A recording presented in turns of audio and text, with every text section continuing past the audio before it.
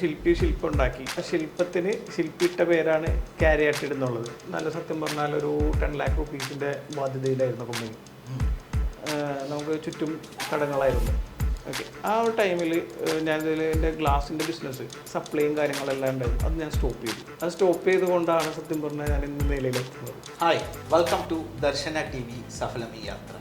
ഇന്ന് ഞങ്ങൾ എത്തി നിൽക്കുന്നത് കൊച്ചി നഗരത്തിലാണ്. കൊച്ചി നഗരത്തിലെ പ്രശസ്തമായ ഡികാരിയേറ്റഡ് ഗ്ലാസസ് എന്ന സ്ഥാപനം, അതിൻ്റെ സാരഥി ആസിഫ് അസീസ് സാറാണ് ഇന്ന് നമ്മോടൊപ്പം അതിഥിയായി എത്തിയിട്ടുള്ളത്.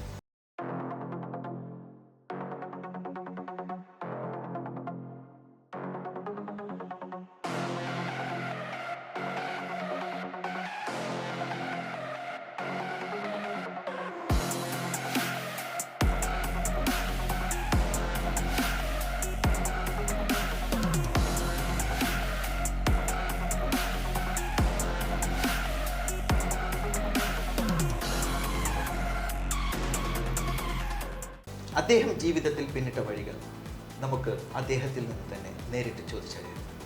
ആസിഫ് സർ, അസ്സലാമു അലൈക്കും.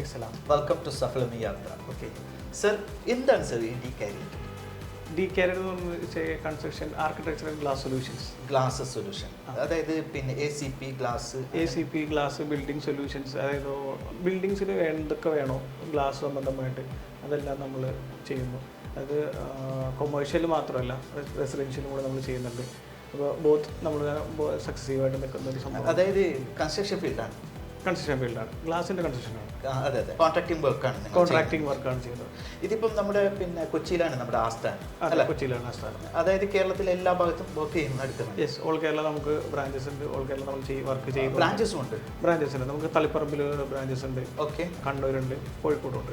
സർ, ഇപ്പം പിന്നെ ഞാനിപ്പം ഈ പേര് കേട്ടപ്പോൾ ഡികാരിയേറ്റഡ് വളരെ ഒരു റെയർ ആയിട്ടുള്ള ഒരു ഇതുവരെ കേൾക്കാത്ത രീതിയിലുള്ള ഒരു പേരാണ് കേട്ടത്. എന്തായിരുന്നു അതിന്റെ പിന്നിലുള്ള, എന്താണ് അതിന്റെ മീനിങ്, അങ്ങനെ എന്തെങ്കിലും? അത് നമ്മളൊരു ഇതിന് പേരിടുന്ന സമയത്ത് തന്നെ നമ്മൾ ഇങ്ങനെ കുറേ ആലോചിച്ചു. ഇതിൻ്റെ പുറകിൽ കുറച്ച് ടൈം സ്പെൻഡ് ചെയ്തു. അങ്ങനെ നടക്കുന്ന ടൈമിലാണ് ഒരു ഗ്രീക്ക് വേർഡാണ് ഡികാരിയേറ്റഡ് എന്ന് പറയുന്നത്. ഗ്രീക്ക് വേർഡാണ്. ഓക്കെ, അപ്പോൾ ഗ്രീക്ക് വേർഡ് നമുക്ക് ആദ്യമായിട്ടൊരു ശില്പം ഉണ്ടാക്കി. അതാണ് അതിന്റെ കൺസെപ്റ്റ്. അപ്പോൾ ആ ശില്പത്തിന് ശില്പിയിട്ട പേരാണ് കാരിയാറ്റിഡ് എന്നുള്ളത്. ആ പേര് ഞാൻ റെൻഡർ ചെയ്യുന്നു മാത്രമേ ഉള്ളൂ. ബേസിക്കലി കൊച്ചിയാണോ? ബേസിക്കലി കൊച്ചിയാണ്. സാറിന്റെ സ്റ്റഡീസ് ഒക്കെ കൊച്ചിയിൽ തന്നെയായിരുന്നു? കൊച്ചി തന്നെയായിരുന്നു. അങ്ങനെ സാർ ഡികാരിയേറ്റഡ് എന്ന സ്ഥാപനം ആരംഭിക്കുന്നു. അപ്പം അതിന്റെ ജേർണി, അതിന്റെ ഒരുപാട് അപ്സ് ആൻഡ് ഡൗൺസ് ഒക്കെ സാർ ഫേസ് ചെയ്യേണ്ടി വന്നിട്ടുണ്ടാവും അല്ലേ? ഈ കൊറോണക്കുള്ള മുമ്പിലായിരുന്നു ഈ സാറിന്റെ സ്ഥാപനം ആരംഭിക്കുന്നത്? അത് കൊറോണക്ക് മുന്നേ ആരംഭിക്കുന്നത്. അപ്പൊ ഈ കൊറോണ സമയത്ത് പലരും ഒരുപാട് വലിയ വലിയ കമ്പനീസ് പോലും വലിയ പ്രോബ്ലംസ് ഒക്കെ ഫേസ് ചെയ്യേണ്ടി. സാർ എങ്ങനെയാണ് ഇത് സർവൈവ് ചെയ്തത്? അതിൽ കൊറോണ ടൈമിലും നമ്മൾ നല്ല സത്യം പറഞ്ഞാൽ ഒരു 10 lakh rupees ബാധ്യതയിലായിരുന്നു കമ്പനി. നമുക്ക് ചുറ്റും കടങ്ങളായിരുന്നു. പക്ഷേ കൊറോണ എന്ന ടൈമിൽ ഞാൻ വെച്ചാൽ എല്ലാവർക്കും, എല്ലാ എൻ്റെ സപ്ലയേഴ്സിനും അല്ലെങ്കിൽ ഈ ഗ്ലാസ് തരാനുള്ളവർക്ക് അല്ലെങ്കിൽ കൊടുക്കാനുള്ളവർക്ക് എല്ലാവരോടത്തും ഞാൻ ടൈം ചോദിച്ചു. എനിക്ക് ഇത്രയും ടൈം വേണം തരാനായിട്ട്. എല്ലാവരും അതിനകത്ത് എഗ്രി ചെയ്തു. കാരണം എല്ലാവർക്കും സിറ്റുവേഷൻ അറിയാവുന്നതാണ്. ഓക്കെ, ആ ഒരു ടൈമിൽ ഞാനിതിൽ എൻ്റെ ഗ്ലാസിൻ്റെ ബിസിനസ് സപ്ലൈയും കാര്യങ്ങളെല്ലാം ഉണ്ടായിരുന്നു. അത് ഞാൻ സ്റ്റോപ്പ് ചെയ്തു. അത് സ്റ്റോപ്പ് ചെയ്തുകൊണ്ടാണ് സത്യം പറഞ്ഞാൽ ഞാൻ ഇന്ന് നിലയിലെത്തുന്നത്. അപ്പോൾ സ്റ്റോപ്പ് ചെയ്തു. അതിനുശേഷം ഞാൻ അടുത്ത എല്ലാ സപ്ലൈസിനെ വിളിച്ചിട്ട് എൻ്റെ പേയ്മെൻറ്റ് കാര്യങ്ങളെല്ലാം റിലീസ് ചെയ്യാൻ എൻ്റെ ഒരു ഷെഡ്യൂൾ ഉണ്ടാക്കി കൊടുത്തു. അപ്പോൾ ഞാൻ ആ ഒരു ഷെഡ്യൂൾ പ്രകാരം ഞാനത് എല്ലാവർക്കും പേയ്മെൻറ്റ് കൊടുത്തുകൊണ്ടിരുന്നു. ഏകദേശം ഒരു 5 lakh rupees അടുത്താണ് നമുക്ക് സപ്ലൈസിന് കൊടുക്കേണ്ടത്. ബാക്കി പോയിട്ടൊരു 5 lakhs നമുക്ക് ലോൺ കാര്യങ്ങളെല്ലാം ഉണ്ടായിരുന്നു. വിത്തിൻ 1 year ഞാൻ അതെല്ലാം റിക്കവർ ചെയ്തു.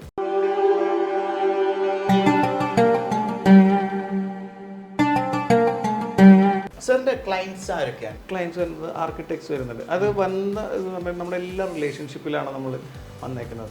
അതായത് റിപ്പീറ്റഡ് കസ്റ്റമേഴ്സ് ആണ്. നമ്മൾ കൊടുത്ത സർവീസിൽ അവർ ഹാപ്പിയാണ്, അതുകൊണ്ടാണ് അവർ റിപ്പീറ്റഡ് ആയിട്ട് വരുന്നത്.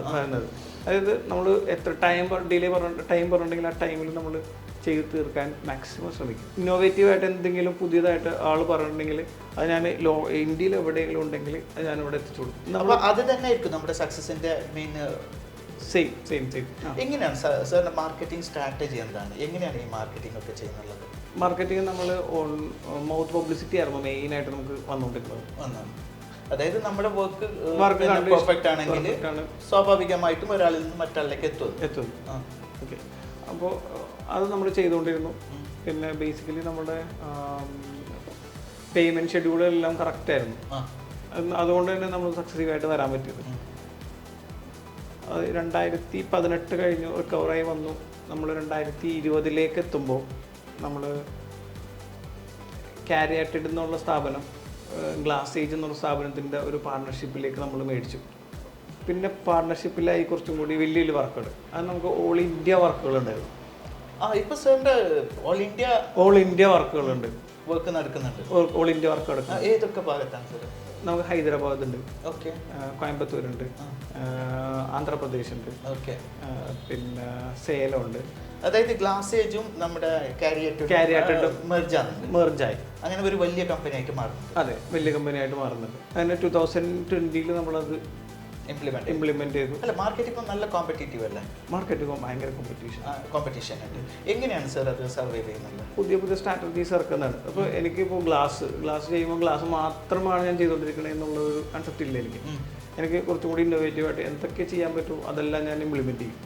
അതിന് വേണ്ടിയിട്ട് ഞാൻ എന്ത് സംവിധാനങ്ങളാണ് നമുക്ക് വേണ്ടത്. ഇപ്പോൾ കമ്പനി സംബന്ധിച്ചിടത്തോളം ക്യാഷ് ഒരു പ്രശ്നമല്ല. എന്ത് പുതിയ മെഷീനറീസ് ആണെന്നുണ്ടെങ്കിൽ അപ്പോൾ തന്നെ പർച്ചേസും കാര്യങ്ങളെല്ലാം ചെയ്യുന്നു. നമുക്ക് ഏകദേശം ഒരു 50ഓളം സ്റ്റാഫുകൾ നമ്മൾ ഓൺ ആയിട്ടുണ്ട്. 50ഓളം സ്റ്റാഫുകളുണ്ട്. നമ്മൾ സംസാരിക്കുമ്പോൾ പറയാറുണ്ട്, behind every successful man there is a woman. സാറിൻ്റെ ഫാമിലി, സാറിൻ്റെ വൈഫ്, അത് എത്രത്തോളം സാറിന് ഈ സമയത്തൊക്കെ സപ്പോർട്ട് ചെയ്തിട്ടുണ്ട്? ഭയങ്കര സപ്പോർട്ടിംഗ് ആണ് ചെയ്തിട്ടുള്ളത്. ഓക്കെ, എന്താണ് വൈഫിൻ്റെ പേര്? അൻസിയ. മക്കൾ? ഒരു കുട്ടിയുണ്ട്. എത്ര വയസ്സായി? 2 വയസ്സ്. 2 വയസ്സ്. എന്ത് പേര്? ഐമ. മോളാണോ? യെസ്. അപ്പം സ്കൂളിലൊന്നും പോകാനായിട്ടില്ല. അപ്പം സാറിൻ്റെ ഈ തിരക്ക് പിടിച്ച ബിസിനസ് യാത്രയിലും നമ്മുടെ ദർശന ടി വിക്കും സഫലമി യാത്ര എന്ന പ്രോഗ്രാമിനും സമയം തന്നതിൽ വളരെ നന്ദിയുണ്ട്. നന്ദി, നമസ്കാരം.